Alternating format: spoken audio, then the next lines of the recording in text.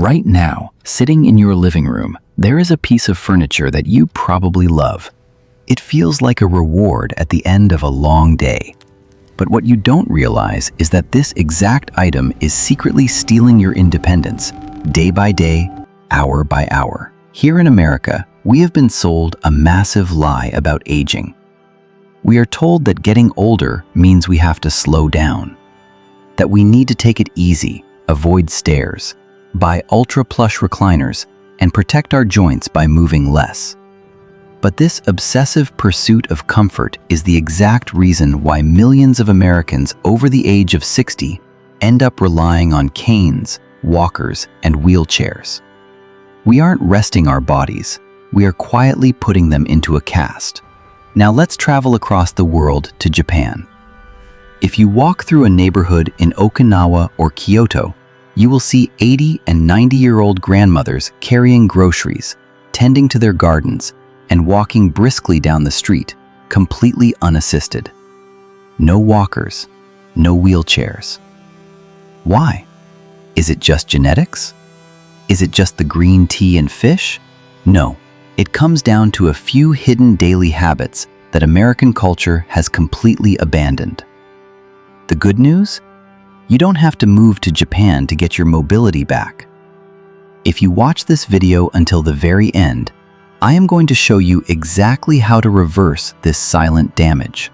By making just a few tiny, painless tweaks to your daily routine, you can rebuild your balance, protect your joints, and keep your independence for decades to come. Let's dive into the 4 hidden reasons Japanese seniors stay on their feet and how you can too. Meet Bob. Bob is 68 years old, a retired manager who worked hard his whole life. Every evening, Bob sinks into his favorite, ultra-cushioned living room recliner to watch the evening news. To Bob, this feels completely logical. He has some mild lower back pain and a bit of stiffness in his hips. The recliner cradles him perfectly. It takes all the pressure off his spine. He thinks, "I've earned this rest, and this chair is protecting my back." But here is the terrifying twist. Bob's recliner isn't protecting his body, it's replacing his muscles. When a chair does 100% of the work holding you up, your core muscles, your hip flexors, and your glutes simply go to sleep. Over months and years, they severely atrophy. Bob is losing his ability to balance because the chair is doing the balancing for him. In Japan, traditional homes rely heavily on floor sitting. Older adults frequently sit in a kneeling position called seiza, or cross-legged on a tatami mat. But the magic isn't just in the sitting, it's in the getting up. Every time a Japanese grandmother sits on the floor to drink tea, eat a meal, or play with a grandchild, and then stands back up, she is essentially doing a deep squat. She might do this 20 to 30 times a day. Without even realizing it, she is doing a daily strength training routine. Don't just take my word for it. A landmark 2012 study published in the European Journal of Preventive Cardiology found that a person's ability to sit down on the floor and get back up without using their hands is a direct predictor of their longevity. The researchers discovered that the musculoskeletal strength and balance required to get off the floor literally determines how long you will live independently. Bob's recliner is stripping him of this exact strength. Be honest. How many hours a day would you guess you spend sitting in a chair or couch?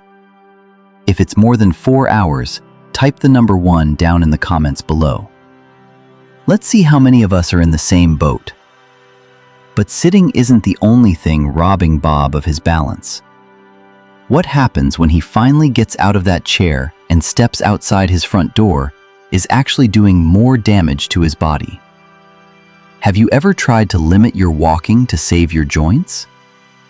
Let me introduce you to Linda. Linda is 72. This is a tragic misunderstanding of human biology. Your joints are not car tires. They do not wear down simply from use. In fact, it is the exact opposite. Cartilage does not have a direct blood supply. The only way your joints get nutrients is through movement. Think of your knee cartilage like a wet sponge. When you walk, step up a curb, or climb a stair, the pressure squeezes the old, stale fluid out of the sponge. When you take the pressure off, the sponge soaks up fresh, nutrient-rich synovial fluid. By avoiding stairs and minimizing walking, Linda is literally starving her joints to death. They are becoming dry, brittle, and stiff from a lack of use.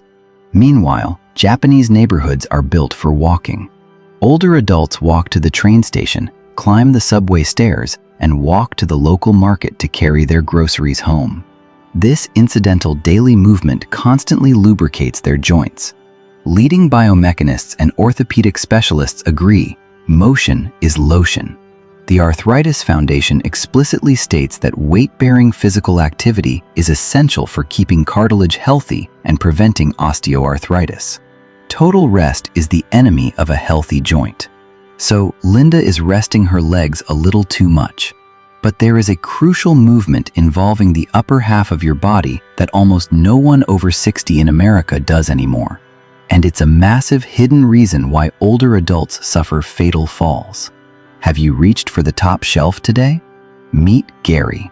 Gary is 65, recently retired, and considers himself pretty active. He mows the lawn on the weekends, tinkers in his garage, and helps out with the dishes. Gary feels safe because he isn't totally sedentary. But look closely at his daily life. He drives with his hands low on the wheel. He scrolls his phone looking down. He eats at the table, and he reads in his chair. Every single movement Gary makes happens in a tiny, imaginary box right in front of his chest. It feels comfortable. It feels normal. But he has developed what physical therapists unofficially call T-Rex syndrome. Because he never reaches high above his head, extends his arms wide, or twists deeply, the connective tissue in his upper body, called fascia, is tightening up like a shrunken sweater. Here is the deadly twist. As Gary's chest and shoulders tighten from this limited movement, they pull his posture permanently forward. This forward slump shifts his body's center of gravity slightly over his toes. Now, if Gary trips on a rug, his body weight is already tilted dangerously forward. He falls. In Japan, millions of older adults participate in a morning routine called Radio Taiso. It's a 5-minute stretching routine broadcast daily on the radio and TV since the 1920s. It involves massive, sweeping motions, reaching up to the sky, swinging the arms in huge circles, and twisting the torso. It forces the body out of that tiny, tight little box. Physical therapists warn that losing your overhead range of motion drastically impacts your balance. When your mid-back becomes rigid from lack of movement, your body loses its ability to quickly adjust and correct itself when you stumble. Raising your arms over your head isn't just about shoulder health. It is a vital mechanism for keeping your center of gravity perfectly stacked over your feet. So, to stay youthful, we need to get off the recliner, walk for our joints, and reach for the sky. But there is one final piece to the puzzle. It isn't physical at all. In fact, if you get this last piece wrong, none of the physical exercises will matter. Do you know exactly what you are waking up for tomorrow morning? Finally, let's look at Susan. Susan is 70 years old. 2 years ago, she retired from a highly demanding, stressful career in nursing. Susan's absolute dream was to finally have zero obligations. No alarm clocks, no schedule, no one needing her.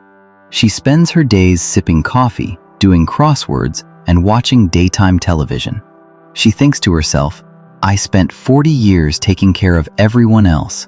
I have finally earned the right to do absolutely nothing." Susan thought she was treating herself to a permanent vacation, but her brain is interpreting it as something entirely different. When we suddenly remove all responsibility and challenge from our lives, the human nervous system registers a lack of demand. It essentially says, "Oh, we aren't needed anymore? time to shut the factory down.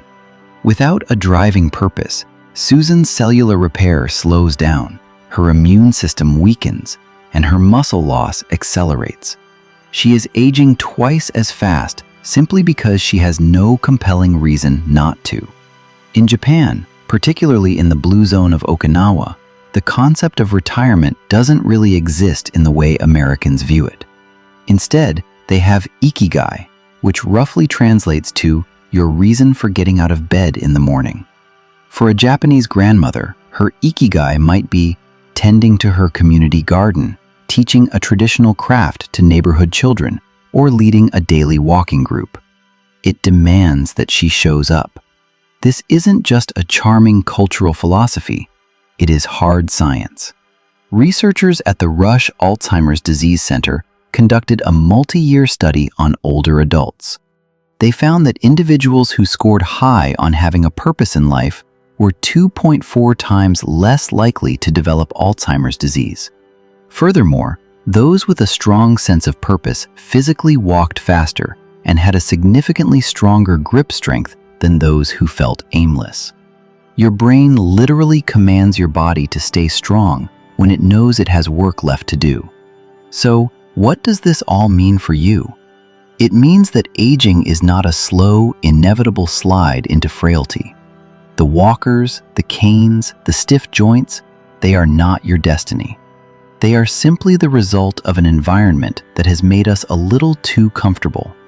You have immense power over how your body ages, starting right now, today. You don't need to throw away your favorite recliner or move to Tokyo. Just start small.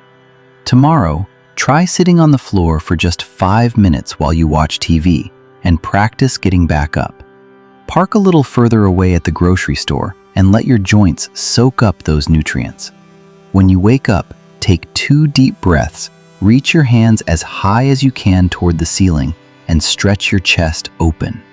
And most importantly, find your ikigai. Find one beautiful, meaningful reason that requires you to get out of bed tomorrow. It could be planting a garden, volunteering, or writing down your family history for your grandkids. Your body is incredibly resilient. The moment you start asking more of it, it will respond by giving you more strength, more energy, and more life. Thank you so much for watching. If you found this video helpful, please hit that subscribe button so we can keep sharing these vital health truths with you. And before you go, I'd love to hear from you. What is your ikigai? What is your reason for getting out of bed in the morning? Let me know in the comments below. I read every single one. Keep moving, keep reaching, and I'll see you in the next video.